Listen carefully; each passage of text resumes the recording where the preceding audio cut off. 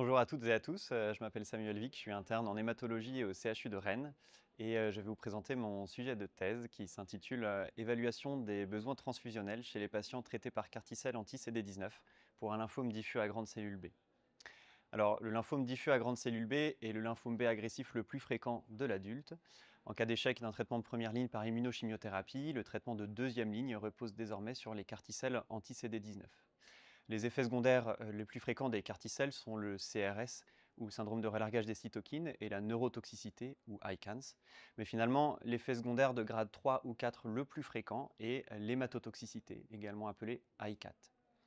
Les cytopénies post-CAR-T-cell présentent une physiopathologie complexe et seulement partiellement connue.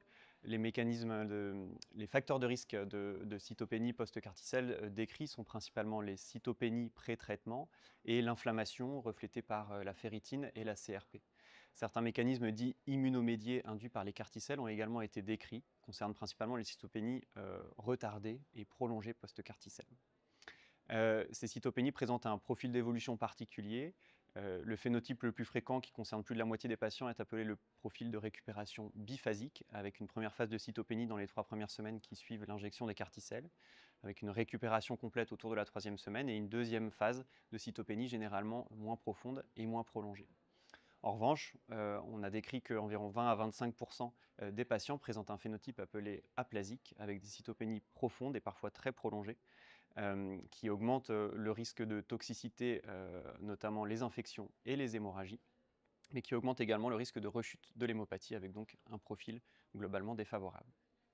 La prise en charge de ces cytopénies profondes post-CAR-T-cell repose principalement sur les facteurs de croissance et sur les transfusions.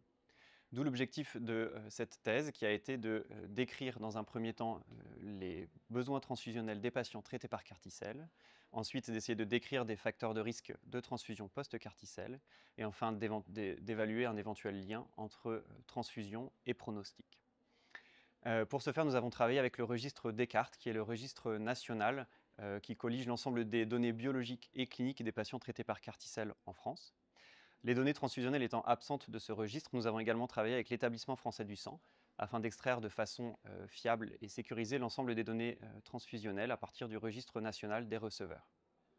Travailler avec ces deux bases de données nous a permis d'inclure 671 patients traités pour un DLBCL par CAR-T-cell anti-CD19, à peu près 2 tiers d'Axicel et 1 tiers de Tisacel, en 3e ligne ou plus.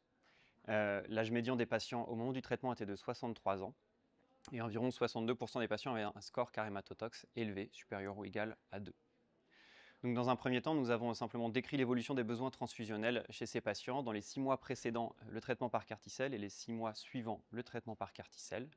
Nous avons pu mettre en évidence que les besoins transfusionnels augmentent progressivement au cours des mois précédant l'injection, son maximum au cours du premier mois qui suit l'injection des CAR-T-cell, appelée la phase précoce, avec plus d'un patient sur 2 qui nécessite au moins une transfusion en globules rouges ou en plaquettes, que ces besoins diminuent ensuite rapidement au cours des 3 premiers mois et qu'environ 5 à 6% des patients nécessitent des transfusions au-delà du 3e mois.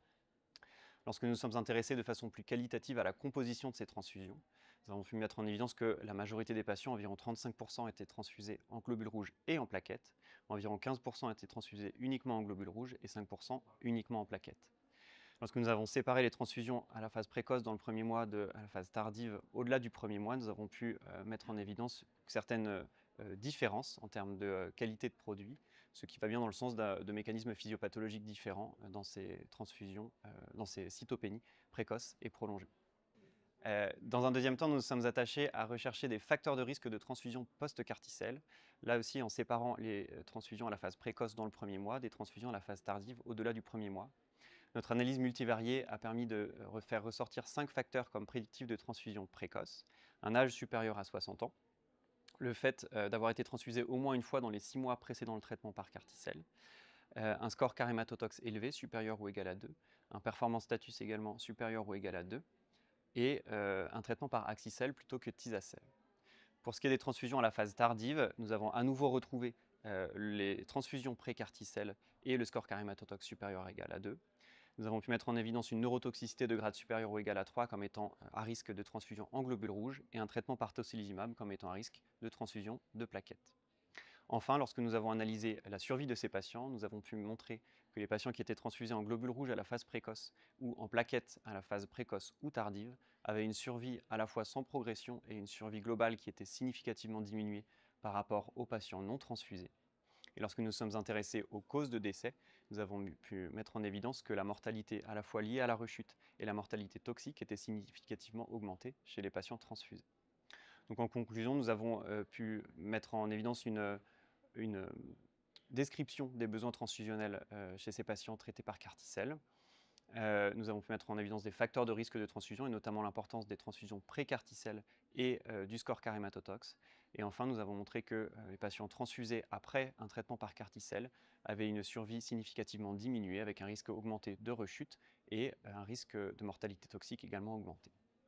Voilà, je voudrais remercier l'AIH, mon directeur de thèse, le professeur Roch Houot, et puis le registre Descartes, l'établissement français du sang et l'ensemble des centres qui ont bien voulu participer à cette thèse. Devenir et puis on a inclus les données de maladies résiduelles. On a inclus 439 patients de 18